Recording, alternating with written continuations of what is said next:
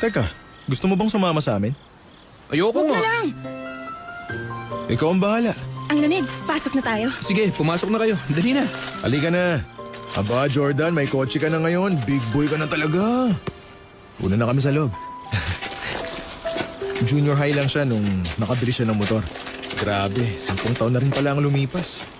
Big boy na talaga siya ngayon. Sabihin mo sa akin, ninakaw mo ba yan? Hindi po. Binili ko po yan. Hindi naman kita binigyan ng pera para makabili ka ng motor na yan. Nag-ipon po ako. Nag-ipon? Saan galing? Paano? Sir, kami na lang po ang... Saan galing ang pera? Nagnakaw ka ba? Hindi po. Yung report card ko. Yung report card mo?